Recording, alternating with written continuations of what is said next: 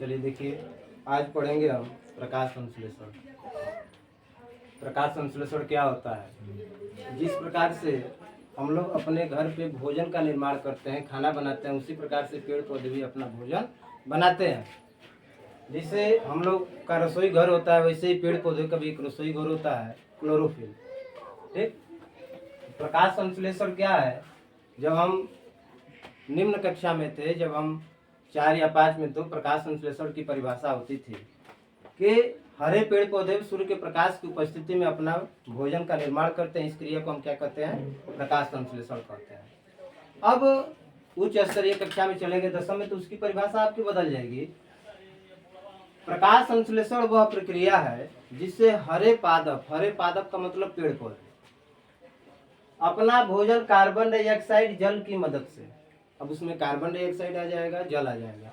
Carbon dioxide जल की मदद से सूर्य के प्रकाश एवं क्लोरोफिल की उपस्थिति में अपने भोजन का निर्माण करते हैं। अब बिना सूर्य के प्रकाश की उपस्थिति में अपने भोजन का निर्माण करेंगे नहीं, क्लोरोफिल की आवश्यकता लगेगी, क्लोरोफिल लाना जरूरी है।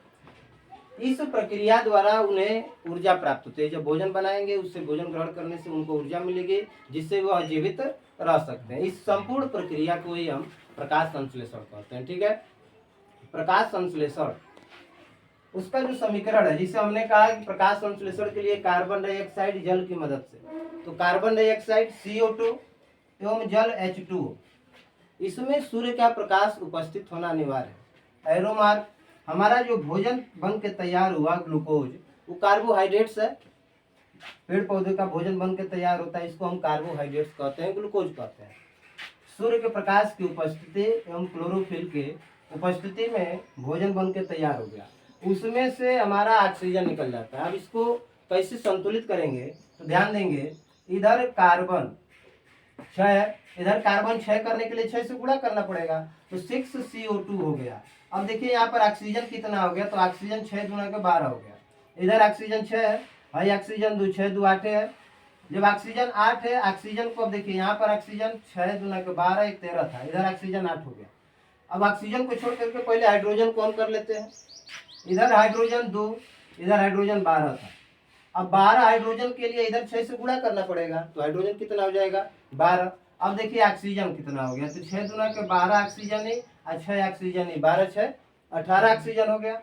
अब इधर देखिए ऑक्सीजन 6 और 6 गुना के 12, 12 6 18 ऑक्सीजन।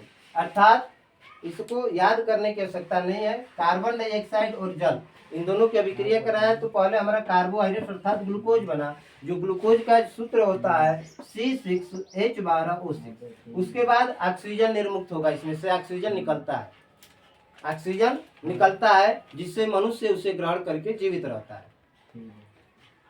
अब इधर कार्बन की संख्या, इधर कार्बन की संख्या 6, इधर कार्बन की संख्या करने के लिए 6 से हमने गुणा किया। 6 से जब गुणा किया तो ऑक्सीजन आपका 6 गुना के 12 एक 13 हो गया। इधर ऑक्सीजन कम है, अब हाइड्रोजन को हम संतुलित करेंगे। पहले हाइड्रोजन इधर 12 है, हाइड्रोजन 2 है, 6 से जब गुणा करेंगे तो हाइड्रोजन भी 12 हो जाएगा। अब ध्यान दीजिए ऑक्सीजन कितना हो गया, 6 गुना के 12 है और 6, 12 6 18 ऑक्सीजन, तो 6 ऑक्सीजन है, या 6 गुना के 12, 12 6 18 ऑक्सीजन इधर हो गया। ठीक ना। उसका दूसरा भी है रिएक्शन, जो है उसका दूसरा भी है। 6 कार्बन डाइऑक्साइड प्लस 12 हाइड्रोजन, 12 जल, सूर्य के प्रकाश की उपस्थिति एवं क्लोरोफिल की उपस्थिति में ग्लूकोज का निर्माण, उसके बाद 6 ऑक्सीजन और 6 जल आपका बनेगा। दोनों में से कोई भी आप समीकरण लिख सकते हैं। परीक्षा में आएगा तो इसको भी लिख देंगे तो सही माना जाएगा, इसको भी लिख देंगे तो सही माना जाएगा। अब जो प्रकाश संश्लेषण हुआ, उसके लिए आवश्यक पदार्थ कौन कौन से थे, तो उसमें 4 थे आवश्यक पदार्थ थे। सूर्य का प्रकाश था आपका, सबसे पहला काम सूर्य का प्रकाश। सूर्य का प्रकाश क्यों आवश्यक? जैसे भोजन बनाने के लिए हमें गैस की आवश्यकता पड़ती है या किसी ईंधन की आवश्यकता पड़ती है, वैसे ही पेड़ पौधे को भोजन अपना बनाने के लिए सूर्य के प्रकाश की आवश्यकता पड़ती है। अगर सूर्य का प्रकाश नहीं रहेगा तो भोजन का निर्माण नहीं होगा। क्यों? क्योंकि भाई सूर्य का प्रकाश नहीं रहेगा तो उन्हें ऊर्जा नहीं मिलेगी। सूर्य का प्रकाश नहीं रहेगा तो उन्हें ऊर्जा प्राप्त नहीं होगी, उसमें नहीं मिलेगा ऊर्जा, नहीं उष्मा नहीं मिलेगी। जब तक उष्मा नहीं बनेगी तो अपना भोजन नहीं बना पाएंगे। उसके बाद क्लोरोफिल है। अब क्लोरोफिल क्या है, तो क्लोरोफिल पत्तियों के मध्य में पाया जाता है, इसमें वर्णक पाया जाता है। ठीक ना, जिससे उसका रंग हरा रहता है। क्लोरोफिल का क्या कार्य है? सूर्य का प्रकाश जो जाता है उसका अवशोषण करता है। सूर्य के प्रकाश को क्या करता है? अवशोषित करता है, अवशोषण करता है। सूर्य के प्रकाश को अवशोषण करके उसके बाद प्रकाशीय ऊर्जा को रासायनिक ऊर्जा में बदल देता है। जिससे सूर्य के प्रकाश को इसने अवशोषण किया और जो प्रकाशीय ऊर्जा था उसको बदल करके किसमें? रासायनिक ऊर्जा में परिवर्तित कर दिया, बना दिया आपका ग्लूकोज। ठीक ना। उसके बाद इसमें कार्बन डाइऑक्साइड जरूरी है, जल भी जरूरी है।